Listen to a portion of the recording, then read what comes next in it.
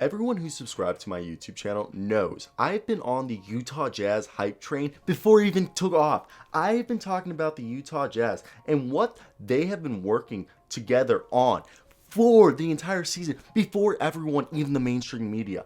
I talked about how Quinn Snyder has a complex offense that is a team happy pass first offense, that they have an unrivaled bench, that their teamwork again is unrivaled.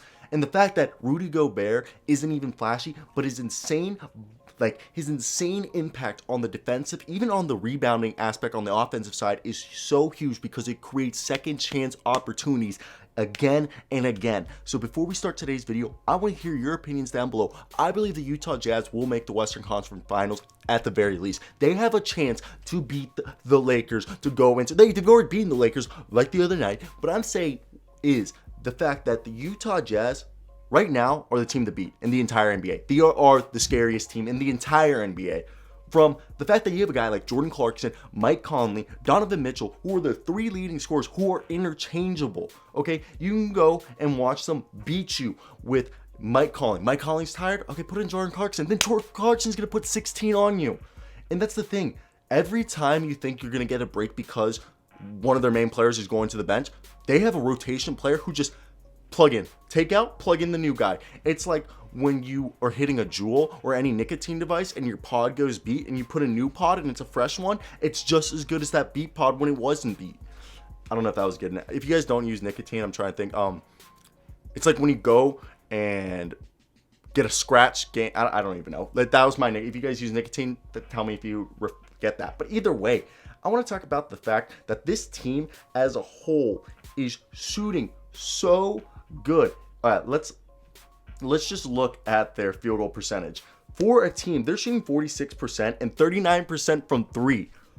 This team every time is just raining threes because also Royce O'Neal is one of, if not the best perimeter defender on this team and one of the most underrated players in the world. He's so strong. Like obviously PJ Tucker's might be the strongest guy in the NBA that isn't a big man. I'm putting Royce O'Neal on the top, second to him. Close second, because he can guard fours, he can guard threes, he can guard twos, he can guard some of the slower ones. But and then you got a guy like Joe Ingles, who actually had a quiet start to the year, who has been terrific lately. And Bojan Bogdanovic, right? Bojan Bogdanovic has really started to click again. He was awesome last year, and he really, again, everyone was like, look, the Jazz were playing good without him being able to shoot 40%. He was like shooting 33% to start the year. Now he's shooting amazing. And then when you look at the rest of the roster, you guys like Derek Favors, they brought him back. Everyone's like, Derek Favors is nothing. No, he's a guy who's mentoring all the young guys how to run the system, how to understand Quinn Snyder's system, how to play effectively in it. And then you have him coming in for Rudy Gobert or just the man down to defensive when they're playing bigger guys. Then you got George's Niang, who I hope I said that finally correctly. He's shooting 36% from three, and he only plays 13 minutes a night. But if Joe Ingles gets hurt or if he's not playing well, or even Bojan Bogdanovic isn't shooting well or not having a great night, you can put George's Niang, and usually he does show some solid minutes. And the rest of the guys are just guys. I would not be surprised if next year Udoka Azubuike, I go to the University of Kansas, so I'm a huge Doak fan, might have a bigger role next year.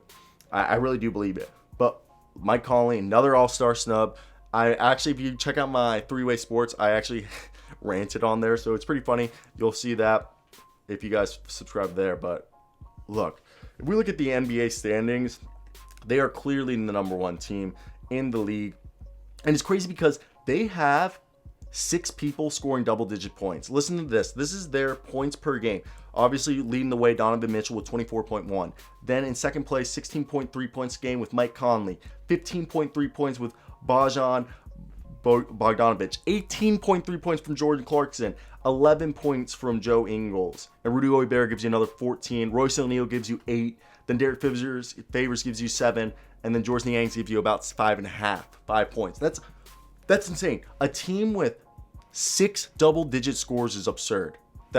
There's so much scoring, and it's just pass happy. Everyone's like telling me Mike Conley's stats are impressive, and I think he's been the best defensive point guard in the entire league. Ben Simmons has been really good, but by defensive Raptor rating, it has been Mike Conley. And the other thing is Mike Conley would have just as good stats as like Kyrie Irving if he would get enough like possessions. But in this offense where it's like a pass happy, he does get possessions, but it's a very pass happy, so no one's going to average more than 5 or 6 assists on this team, and there's only going to be one 20-point scorer on this team, maybe a second close to 20. It's just how Quinn Snyder runs this offense. So Mike Conley's stats would be still so much better.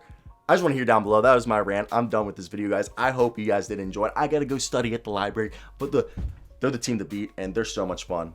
I want to hear your comments down below. Like and subscribe.